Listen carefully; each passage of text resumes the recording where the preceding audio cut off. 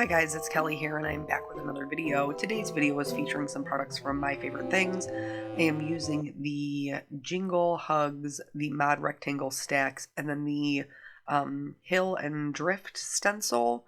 And today's card I think is super cute, but it concentrates a lot on using non-traditional colors for Christmas cards. Why? Well, here's why. Because I was watching my friend's video, Jen Shirkus. If you don't know who she is, I would definitely check her out. She is super talented, and she's been doing more videos lately.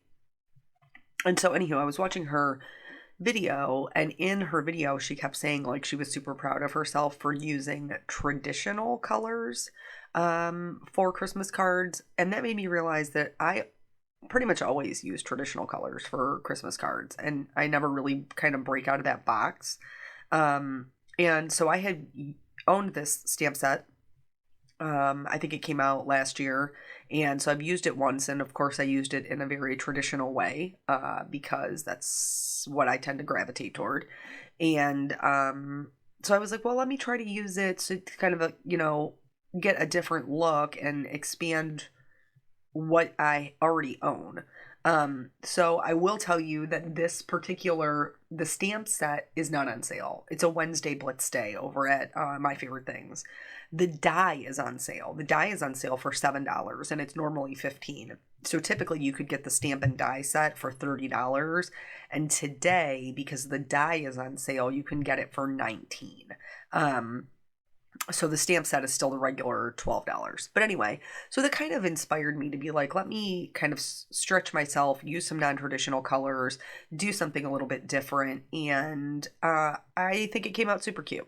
So as you can see, we are doing some Distress ink blending, and the non-traditional color palette I chose was Saltwater Taffy Worn Lipstick. That one has been in my drawer for ages. It's one of the first Distress ink colors I ever owned, and I never use it anymore. So that was another way for me to use my supplies. And then Seedless Preserves, Villainous Potion, and Chip Sapphire. And that is what I made the sky colors out of. And also a lot of the snow, I went with that pinkish purple look. I just switched up my purple a bit. I didn't switch it up for me. I switched it up from the sky color. So if you have watched my channel, you know that I like to do my distress inking twice. I feel like it gives me really good coverage and a really good blend. And so that is what I am doing here. And I'm leaving that Snowdrift stencil in place, and I'm going to be honest with you, you can't really see it in the photos. Like, in real life, you can see it, and it's very faint, but it's because I use such a light color up against my snowbank. Normally, my skies are much darker. Like, I use a darker blue, let's be honest.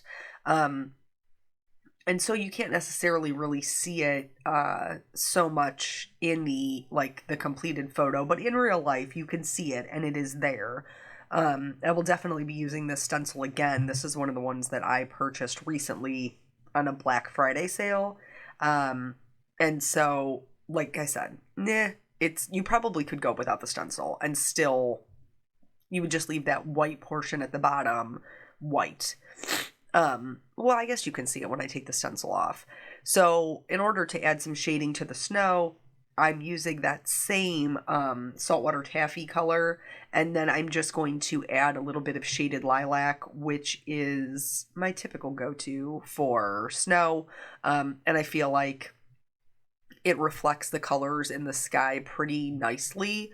And so the only regret I have about this is that I didn't go all the way up. Normally I go all the way up the sides, and you can see there's two white areas, and it's actually because of this is a good lesson in shadows. Because of the shadows at the bottom, it's actually making my paper look like it's warped, like it's wider in that white area, and the darker areas are tucked in, but it's not. It's a perfectly flat piece of paper.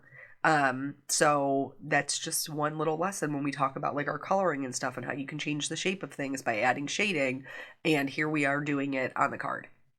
So I did spatter on just to make my background more interesting, you guys know I'm a fan of this. So I spattered on some clean water, and now I'm going to go in with some Perfect Pearls to even further add interest and shine. I'm all about all things shiny. And then the last step that I will do as far as mediums to the background is I'm also going to use some white acrylic paint to create some snow. You can do one of these, none of these, all of these, whatever floats your boat. Like whatever kind of background you're going for. These are just some things that you can do to break up your blended backgrounds and make them look more interesting. So for my preferred, I guess, consistency, I like to do just like a little dot of white acrylic paint, and then I like to add just a little bit of water just to make it a little bit thinner. And then I go in with a stiff bristled brush and I just wipe it on the side, like just right on the side of an acrylic block, and that creates the spatters. You could also use your fingers. You could also use an old toothbrush. Like have whatever you have, make that work for you. This is what works for me. But I will tell you that acrylic paint, I usually clean mine up right away just so it doesn't sit on my block and I don't have to chip it off, because once it's dry, you kind of got to like chisel it off. So now that the background's done, I'm going to set that aside, and I'm going to stamp this cute little girl and her little reindeer, who of course I colored to be like Rudolph. And yeah, she's cute. So when I did them the first time, I did her obviously in like a red Santa suit and stuff, but this time around I'm going to go with those non-traditional colors. I feel like I've been making so many like monochromatic cards lately, and it's not even on purpose. It's just how it's shaking out. But it is what it is, and I'm still happy to create them. I do have 2 other cards that I created this week that neither one of them have anything to do with Christmas. And so I will be sharing those as well over the next couple of days. We're going to start the coloring with all of the portions that I want to be white, just so that way my lightest color is done and out of the way, and I don't have to worry about it picking up any of the darker color when I'm going over it. So when I'm coloring things white, I'm just adding the shadows. They will definitely look gray. One thing to note, the bells, the intention is not for them to be white. The bells, the intention is for them to be silver. And you'll see those are the only areas where I use that C7 that I showed you, is in the areas that I want to be silver. Normally I color my bells gold, so this is also something different for me. You may notice my nose is running. I notice my nose is running. So there's nothing I can do about it. We're in it to win it, folks. Was there anything else that I wanted to say about that? I don't think so. Yeah, no, I don't think so. So the last time that we talked, I told you that I would tell you all about my crazy day. I have so many sagas that have happened to tell you about. So let's go back to this past Saturday. And so I told you that I went and painted faces for Shop with a Cop. How this came about was I was contacted by a chief secretary from another department who knew that I had done the face painting in previous years. But it was on December 10th. Obviously, that day is past now. And originally, I had scheduled to do the Pink Fresh Craft Hour on the 10th. And it was like right in the middle of the day. And so it would have been right in the middle of Shop with a Cop. And I was like, oh man, like, I really would like to do it, but... And she was like, well, could you maybe just do the morning? And I was like, yeah, I can probably do the morning. Let me see what I can do. So when my husband and I worked at the same department, and we did Shop with a Cop together before he was my husband.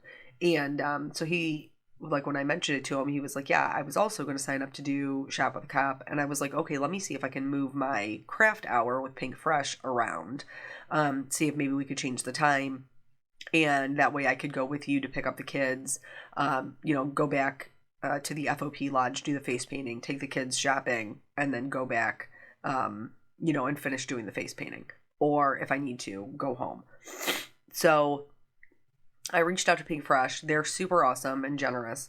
And they were like, hey, listen, we like to kind of keep the times the same, but because of like different things with releases, we actually changed the date for the November one. And the November one is on whatever day I did it on. I don't remember, the 14th or something. And I was like, perfect. Yes, I will take the November one. So that is what I ended up doing, and it worked out. And I was like, great, now we can still do, all of the things. I talked to my sister. She was going to come over in the morning and hang out with the kids so that we could go do this. And then Peanut has signed up for basketball.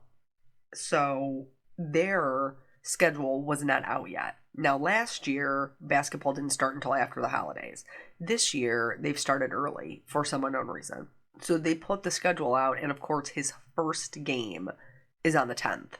And I have already told these people that I would do Shop with a Cop. Fortunately, Eric had not signed up yet.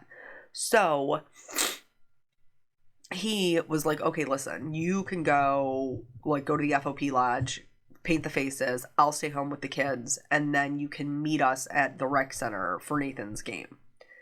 So I was like, okay. So that is what we ended up doing. So he stayed at home with the kiddos. I got up at 7, got ready, and I have not face painted in multiple years. Obviously, we've been in the middle of a pandemic.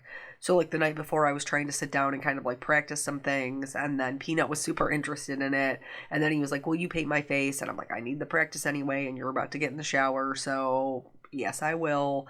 And what did he even want to be? Oh, he wanted to be Santa, which is not even one that I offer. It was not even one that I offered at the place, because usually you have to, it's just facts. You have to limit what they can pick from, because otherwise you have kids, and I still had them, who will come up and show you a picture and be like, can you paint this? And none, these police officers, they're such big softies. None of them are going to tell these kids no. They're going to put it on you to tell them that you can't paint it.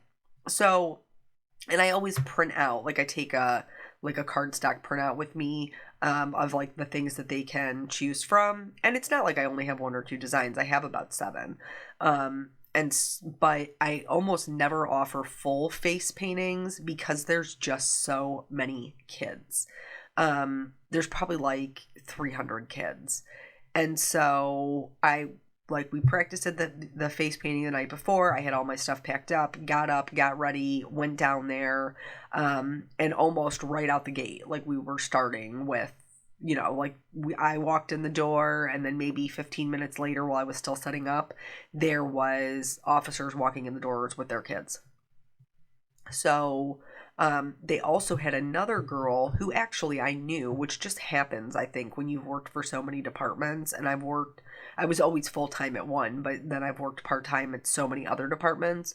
You just know people. And so when I walked in, the other lady who was there is the detective bureau secretary for another department, but she used to work part-time dispatch at a department that was my home department. And so she and I were kind of chatting, and she was like, yeah, they reached out to see if I could help out. And I was like, perfect, because this will cut down on, how many people, how many kids there are. Because I don't know if it's common knowledge or not, but when you do, when they do Shop with a Cop, they adopt whole families. So it's not just one kid from each family. It's each department has maybe 3 officers that sign up. And so they have 3 different families that they take shopping. And that means that could be anywhere from 3 kids to 5 kids to 7 kids. It just depends on how many siblings are in that household. And so there's a lot of children. And I mean, it's wonderful and it's a great thing to do, and I'm super grateful to be a part of it. It just means that there's a lot to do. You're working the whole time you're there when you're volunteering your time. So she and I sat down, painted some faces, and of course, we got the random, hey, can you paint this? Hey, can you paint that? But one of the problems that we ran into with there being 2 of us was I offered things that she didn't offer, and she offered things that I didn't offer. And so if you had a kid who looked at the sheets and was like, I want this one, they didn't necessarily know they needed to be in different lines. And one of the big ones that is always super popular every single year is the Grinch. And I don't, like I said, I don't offer full face designs because there's just too many kids, but I have found a way to get the Grinch down to basically just like a small portion of their cheeks, their nose, and then their like eyebrows and forehead. Because, you know, that Grinch has to have big bushy eyebrows. And so I found it a way to get it down to where it is manageable. And that's always my most popular one. It always is. And so like some people were in her line and were like, I want the Grinch. She's like, I don't do the Grinch. And then some people were in my line like, hey, I want to be a reindeer. And I was like, I don't do a reindeer. And so I, especially after, like, because they do breakfast, they take the kids shopping, and then the kids come back for lunch. The other girl who was there only stayed through breakfast. Once they went shopping, she went home. And so I was there and I stayed. And there were several kids afterward that was like, I want to be a reindeer. And y'all, I didn't even have brown paint. Like, I literally thank the Lord for knowledge of color theory. I mixed a little bit of black and white with a little bit of red and green and made my own brown in like a tin, and I was just making reindeers on the fly. Thankfully, you know, they're not too terribly picky. They're just excited to be there and have their face painted because I was just making it up. So they did end up being really, really cute. But from there, then they have like food and stuff for the kids. And normally, because I'm there with a partner, like an officer partner, because we're taking the kids shopping, I can usually just ask them, like, hey, will you grab me just like a Chick-fil-A sandwich or a piece of pizza or something so that I have eaten something at some point. But because I was solo this year, I didn't grab anything. And then by the time I was done painting faces, there was nothing left. So I was like starving to death. I have to leave. I have to go to Nathan's basketball game. So that is what I do. I leave, I go to his basketball game, and because it was the first one, we had to be there like a half an hour early so that they could get their jerseys. And so we were there. Eric was there even before I was. Because I got stuck by traffic. But so we were there for the half an hour, and then the team, like the two teams that were playing ahead of us on our court, I don't even know what happened, but their team was running behind like a considerable amount. So their game ended like 20 minutes late, which means ours started 20 minutes late. Now, the same time, this whole weekend, Eric is on call for work. So when I see him at the game, like when I get there, he was like, FYI, we have a call-in hanging over our heads. I'm like, oh, okay, like we need to go in now, like you need to drop the kids and run, or he was like, no, I can go in later, but like I'm gonna have to go in. And I'm like, okay, like we'll just get done what we need to get done. So the game starts 20 minutes later. The kids play, their game, and Nathan did great. I was super proud of him. He was such a good teammate. Anytime he got the ball, like he was passing to his friends, and the passing is very challenging at this age. All the kids want to be the ones to take the shot. They don't necessarily, pass the ball or look to be a good team player, and he was doing those things, and I was super proud of him. Let's go back to the card. So this is the color combination that I came up with based on the colors I chose for the sky. And just some things to note about this color combination. So it's an R20, an R32, an R55, and an R66. And you may be saying to yourself, Kelly, those things don't go together. And you're right, but you're not. So the R colors, the R20 and the R32, are reds. That's why they're R's. And typically they would be my lightest color in a red combination. But that R32 and the RV55, because the 2 and the 5 aren't too far away from each other in like darkness, they're going to work together. But the trick is to make them blend together is going to be when you're going back over. So I like to go lightest to darkest and then darkest to lightest. And when I go darkest to lightest, I don't necessarily completely cover the entire color again. when I do lightest to darkest in the beginning, I do completely cover the colors that are already down there. But on the return, I don't always. So if I'm really trying to make sure that I maintain the darkness, I don't go back over it. When you're blending these colors, and also other, color combinations when you're blending outside of families, you kind of have to go back over the whole thing with that mid-tone. Doing that is kind of using that color glazing technique we've talked about before.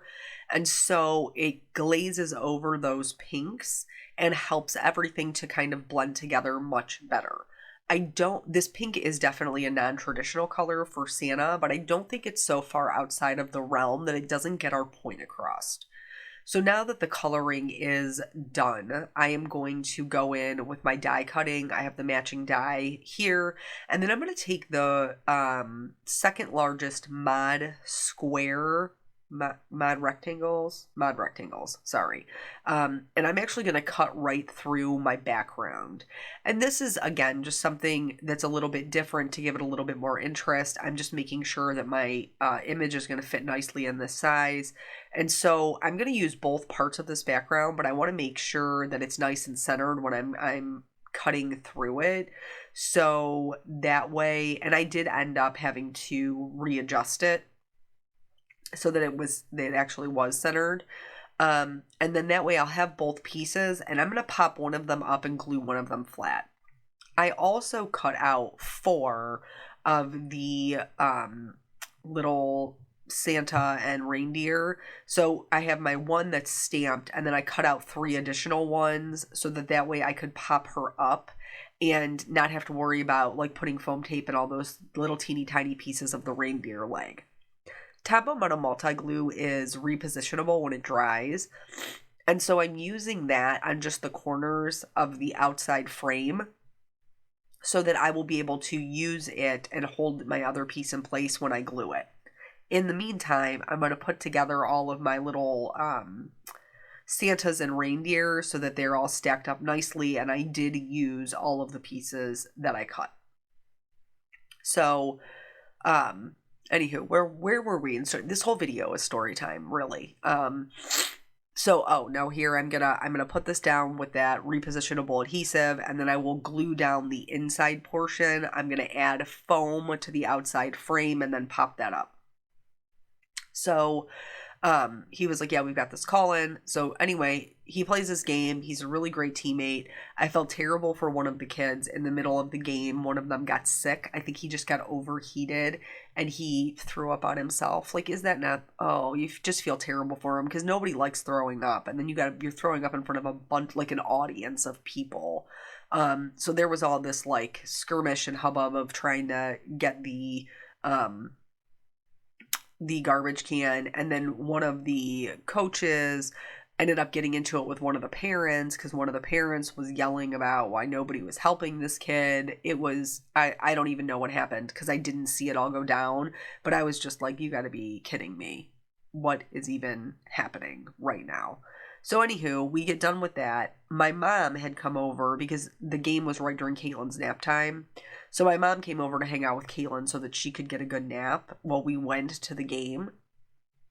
And then, so we came home, consolidated down to one card. Nathan went with his dad, and then packed Caitlin up, took her to my parents, and then we went and did our shopping.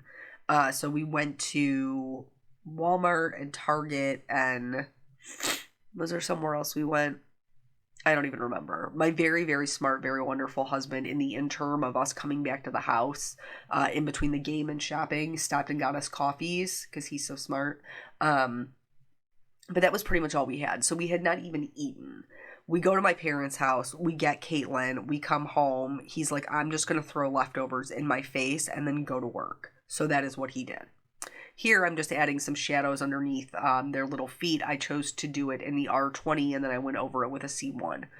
So he shoved the leftovers in his face, went to work. I gave Caitlin her, bath, fed her dinner, gave her a bath, put her to bed, did my voiceover that you guys heard for my Christmas ornament.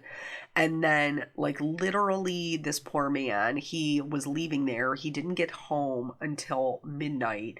And as soon as he put his tush on our couch, the phone rang again that he had another call in. And then the next morning, like, no joke, he was going to get up and go back into work. He was going to get up at 8, grab something to eat, take a shower, and go back into work. And then at 8 o'clock, when his alarm was going off, the phone was ringing again for another call in. Like, it was just crazy. So then Sunday, he went into work. He got there at like 9, and then he didn't come home until 8 o'clock that night. 7:30, 8 o'clock that night. So it was just a crazy, crazy weekend. But we survived it. We made it through. We just had a lot going on. And this week we also have a lot going on. Like, there's just that time of, it's just that time of year. So for the sentiment, I'm using the Joyful Greetings. It's part of that same stamp set. And then I'm just going to stamp it in some white pigment ink and heat set it in white. You saw me do the construction of the card. I don't like die cutting. This is no secret on my channel. I think it's pretty well known. I don't love it. And so that's why I normally don't die cut out a bunch of pieces. I just use the foam tape. But I will tell you that for like this particular piece, die cutting out all those pieces was a super time saver because I didn't have to mess with all the little teeny tiny pieces. So I did add my sentiment with some foam tape once I get it straight here. And then I also, like, just to fill in that little gap, I accented it with some pearls. These are the holiday pearl stickers from Honeybee Stamps. And I just used the white ones. And I thought that that filled it in quite nicely. So that it kind of led your eye. The last thing I did was add more glitters because you know how I feel about the glitter. And so I did a couple of little dots of sparkle on the Santa hat, on the belt, and on the bells. And then that's it. That's the whole card. So I hope this gives you some ideas for non-traditional Christmas cards and how they can still feel very Christmassy or holiday-ish without being, red and green. And I appreciate your time. Thank you so much for joining me, and I will catch you guys in the next video. Bye.